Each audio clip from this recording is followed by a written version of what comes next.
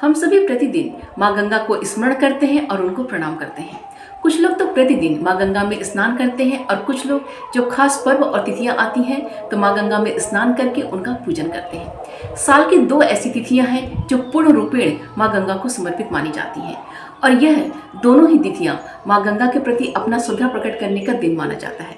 पहली तिथि है गंगा सप्तमी और दूसरी तिथि है गंगा दशहरा। आज हम बात कर रहे हैं गंगा सप्तमी के बारे में। गंगा सप्तमी के दिन देवी गंगा का पुनर्जन्म माना जाता है। भगवान श्री कृष्ण ने देवी गंगा को आशीर्वाद दिया था कि जो भी व्यक्ति देवी गंगा को प्रणाम करके गंगा में स्नान करेगा, उनका पूजन करेगा और उसके पश्चात राजा भगीरथ कृत गंगा स्तुति का पाठ करेगा, उसे अश्वमेध यज्ञ के फल की प्राप्ति होगी और साथ ही साथ संतानहीन संतानवान बनेगा, स्त्रीहीन व्यक्ति स्त्रीवान बनेगा, निर्धन व्यक्ति धनवान बनेगा, रोगी व्यक्ति को निरोगी काया की प्राप्ति होगी और बंधन में पड़े हुए व्यक्ति सभी प्रकार के बंधन से मुक्त हो जाएगा। जय श्री कृष्ण दोस्तों, हर हर महादेव। मैं पूनम पांडे आप सभी लोगों का शक्ति कुंज चैनल पे बहुत बहुत स्वागत करती हूँ। आज इस वीडियो में हम लोग जानेंगे कि 2024 में गंगा सप्तमी कब मनाई जा रही है और गंगा सप्तमी क्यों मनाई जाती है, इसका महत्व क्या है, इस दिन कौन कौन से शुभ योग और नक्षत्रों की प्राप्ति हो रही है और गंगा पूजन का शुभ मुहूर्त क्या है। इसके अलावा अन्य बहुत सारी महत्वपूर्ण जानकारियां आपको इस वीडियो में प्राप्त होंगी, तो इसलिए वीडियो अंत तक देखिएगा। तो चलिए आगे का वीडियो प्रारंभ करते हैं। राजा भगीरथ के 60,000 श्रापित पूर्वजों की आत्मा को शुद्ध करने के लिए और उन्हें मुक्त करने के लिए देवी गंगा इस पृथ्वी पे गंगा दशहरा के दिन अवतरित हुई थी। देवी गंगा का प्रवाह इतना ज़्यादा प्रचंड और इतना ज़्यादा शक्तिशाली था कि हमारी जो पृथ्वी है वो अनियंत्रित हो जाती, हमारी जो पृथ्वी है पूरी जलमग्न हो जाती। तो देवी गंगा के प्रवाह को, उसके वेग को नियंत्रित करने के लिए भगवान शिव ने देवी गंगा को अपनी जटा में धारण कर लिया और कुछ समय पश्चात उन्होंने देवी गंगा को मुक्त कर दिया ताकि राजा भगीरथ के जो पूर्वज हैं उसकी आत्मा को मुक्ति प्राप्त हो सके। राजा भगीरथ के जो 60,000 पूर्वज थे उन्हें कपिल मुनि ने अपने ही आश्रम में श्राप देकर भस्म कर दिया था। माता गंगा कपिल मुनि के आश्रम की ओर जाती हुई रास्ते में पड़ रहे ऋषि जान्हू के आश्रम को अपने वेग, अपने प्रवाह से पूरी तरीके से नष्ट कर दिया, जिससे जान्हू ऋषि बहुत ही ज्यादा क्रोधित हो गए और इसके पश्चात उन्होंने माँ गंगा के सारा जल को उन्होंने पी लिया। राजा भगीरथ और सभी देवी देवताओं ने ऋषि जान्हू से प्रार्थना किया कि वो देवी गंगा को मुक्त कर दे। देवी गंगा का इस पृथ्वी पे क्यों अवतरण हुआ है उसका उद्देश्य भी उन्होंने ऋषि जान्हू को बताया।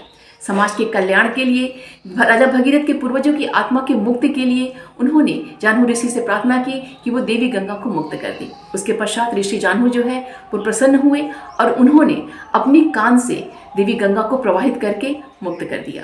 शास्त्रों के अनुसार राजा भगीरथ और सभी देवी देवताओं ने मिलकर ऋषि जान्हू से प्रार्थना किया और उनसे आग्रह किया कि वो देवी गंगा को मुक्त कर दे, जिससे प्रसन्न होकर ऋषि जान्हू ने वैशाख मास के शुक्ल पक्ष की सप्तमी तिथि को देवी गंगा को अपने कान से प्रवाहित करके मुक्त कर दिया था।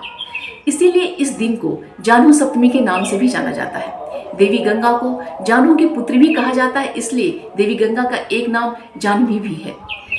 जान्हू सप्तमी, जिसे हम गंगा सप्तमी के नाम से जानते हैं, यह जो दिन होता है यह इस दिन माँ गंगा में स्नान करने का, उनका पूजन करने का, उनका स्तुति करने का दिन माना जाता है, जिससे सभी देवी देवतागण, हमारे इष्ट जो है वो प्रसन्न होते हैं और हमारे जो पितृगण होते हैं उन्हें प्रसन्नता प्राप्त होती है, उन्हें मुक्ति प्राप्ति होती है और साथ ही साथ हमारे जितने प्रकार के जो अनिष्ट होते हैं उन अनिष्टों का हमारे नाश होता है। 2024 वैशाख मास के शुक्ल पक्ष की सप्तमी तिथि का प्रारंभ 13 मई दिन सोमवार की देर रात्रि में 2:50 पे हो रहा है और सप्तमी तिथि का समापन 15 मई की भोर में अर्थात ब्रह्म मुहूर्त में 4:19 पे हो रहा है।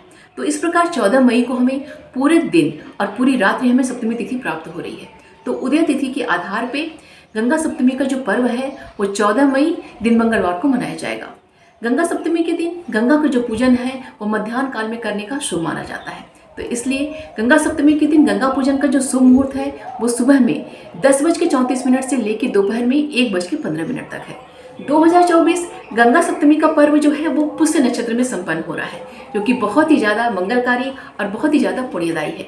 पुष्य नक्षत्र का जो प्रारंभ है वो 13 मई की दोपहर में 11:24 से प्रारंभ हो जा रहा है और ये पुष्य नक्षत्र हमें 14 मई दिन मंगलवार की दोपहर में 1:05 तक प्राप्त हो रहा है। तो इस प्रकार देखा जाए तो जो हमारा गंगा पूजन का जो समय है, जो शुभ मुहूर्त है, वो हमें पुष्य नक्षत्र में ही प्राप्त हो रहा है। तो हमारा गंगा पूजन पुष्य नक्षत्र में ही संपन्न हो रहा है, तो जो हमारे लिए बहुत ही ज़्यादा मंगलकारी और बहुत ही ज़्यादा पुण्यदायी है।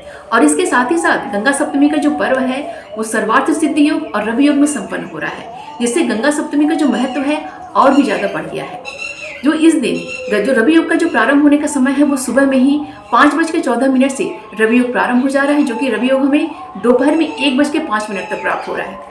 और जैसे ही रवि योग समाप्त हो रहा है उसके पश्चात सर्वार्थ सिद्धि योग प्रारंभ हो जा रहा है। तो सर्वार्थ सिद्धि योग दोपहर में 1:05 से प्रारंभ हो रहा है, जो कि 15 मई की सुबह में हमें 5:13 तक प्राप्त हो रहा है। तो इस प्रकार मिला के जो गंगा सप्तमी है बहुत ही ज़्यादा इस बार मंगलदायी और पुण्यदायी होने वाला है। 14 मई दिन मंगलवार को गंगा सप्तमी है। इस दिन पुष्य नक्षत्र की प्राप्ति हो रही है। इस दिन सर्वार्थ सिद्धि योग और रवि योग का संयोग प्राप्त हो रहा है और इस दिन वृषभ संक्रांति भी है। इस दिन सूर्य नारायण मेष राशि से वृषभ राशि में प्रवेश करेंगे।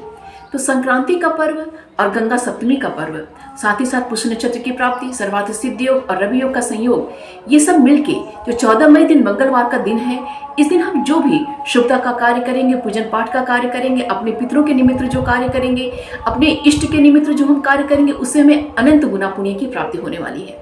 तो ये जो दिन है बहुत ही ज्यादा मंगलकारी और कल्याणकारी होने वाला है। शास्त्रों में कहा गया है कि मनुष्यों द्वारा किए गए करोड़ों जन्मों के जो पाप होते हैं वो देवी गंगा के वायु के स्पर्श मात्र से नष्ट हो जाते हैं। देवी गंगा का स्पर्श और उनके दर्शन करने से जिस पुण्य की प्राप्ति होती है उससे 10 गुना पुण्य की प्राप्ति देवी गंगा में मौसल स्नान करने से होती है। मौसल स्नान का तात्पर्य है कि देवी गंगा को प्रणाम करके शांत भाव से बिना हाथ पैर हिलाए देवी गंगा में स्नान करना, इसे मौसल स्नान कहा जाता है। सामान्य दिनों में गंगा स्नान से अनेकों जन्म के जो पाप होते हैं वो नष्ट हो जाते हैं, लेकिन विशेष पर्वों और विशेष तिथियों में गंगा स्नान करने से विशेष पुण्य की प्राप्ति होती है। गंगा सप्तमी के दिन माँ गंगा को प्रणाम करके माँ गंगा में मौसल स्नान करना चाहिए। उसके पश्चात माँ गंगा का पूजन अर्चन करना चाहिए और राजा भगीरथ द्वारा की गई गंगा स्तुति का गान करना चाहिए। इससे हमें अश्वमेध यज्ञ की फल की प्राप्ति होती है और साथ ही साथ हमारी जो भी मनोकामना होती है वो पूर्ण होती है। गंगा सप्तमी के दिन गंगा स्नान, गंगा पूजन के पश्चात हमें गंगा जल से भगवान शिव और श्रीहरि नारायण का अभिषेक करना चाहिए, जिससे अनंत पुण्य की प्राप्ति होती है। गंगा सप्तमी के दिन गंगा में दीप दान करने से हमारे अनेकों प्रकार के जो कष्ट होते हैं उसका नाश होता है।